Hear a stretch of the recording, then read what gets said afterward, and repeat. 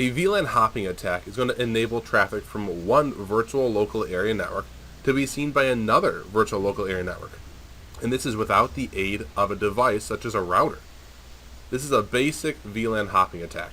A threat actor is going to configure a host to act just like a switch. And then using that host, they're going to take advantage of the automatic trunking port feature that's enabled by default on most switch ports. This would be the modes of dynamic auto or dynamic desirable on the switch ports.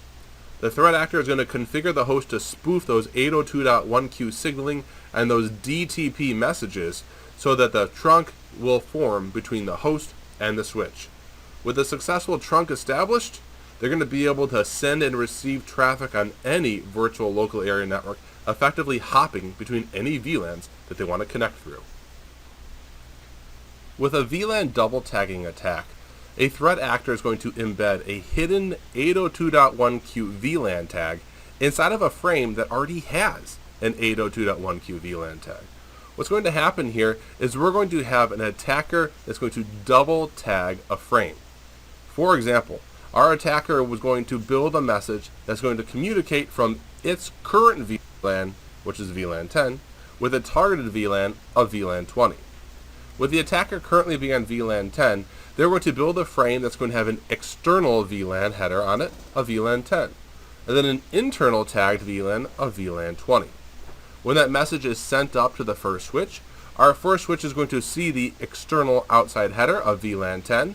It's going to strip that off and then send this traffic on its way to any device running in VLAN 10.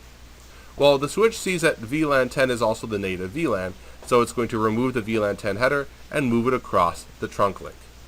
Now, as that frame moves across the trunk link, the first header of VLAN 10 was removed.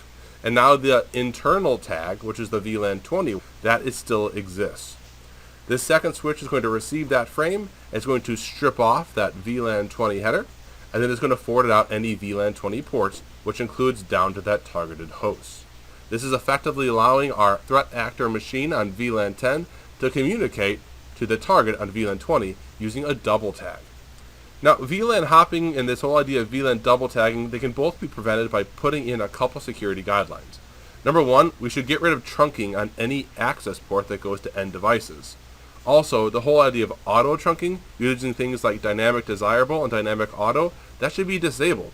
We should use a manual static trunking as needed. Also, native VLAN should only be used on trunk links, and that native VLAN should never span to a user device. For instance, in this scenario only works when the threat actor is on the same VLAN as the native VLAN between our switches. DHCP is a powerful tool for easy dynamic addressing across our networks, but it can also be a powerful tool for malicious threat actors that want to have some fun with a network. So, quick recap of DHCP. We have DHCP servers that are going to dynamically provide addressing for us.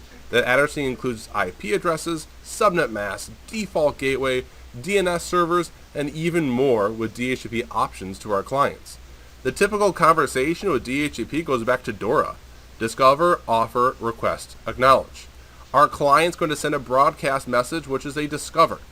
A server is going to hear that broadcast message and respond with a unicast offer of, this is what I can give ya. Here's some addressing info. The client receives that offer, it's very excited, and it sends out a broadcast of, I accept the offer you sent me. That server finishes it up with a unicast saying, you like the offer, I'm glad, I acknowledge. And then the lease is complete regarding the client taking that addressing info. It sounds easy enough, but now let's bring in an attack. Now it sounds funny saying it, but there's two common types of DHCP attacks. We've got the DHCP starvation attack and DHCP spoofing. With DHCP starvation, the goal of the threat actor is to create a denial of service for your connecting clients. What would happen is the threat actor would gobble up all of the usable DHCP provided addresses. The easiest way to go about this is having a threat actor using a client machine that's cycling through source MAC addresses very quickly, and for each source MAC address gobbling up an available IP address being given by your DHCP server. When all the addresses are taken from the DHCP server, there's nothing to provide the legitimate clients. On top of that, there's the DHCP spoofing attack.